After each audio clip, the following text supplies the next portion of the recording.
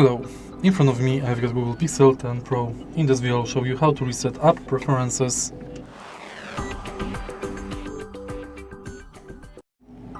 To reset app preferences on your smartphone, you have to go to Settings. Now enter System, Reset Options,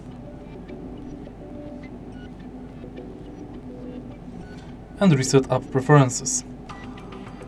This will reset all app preferences for disabled apps, disabled app notifications, default applications for actions, background data restrictions for app, any permissions restrictions, and battery usage settings. Confirm and it's done. If you find this video helpful, please leave like, comment and subscribe.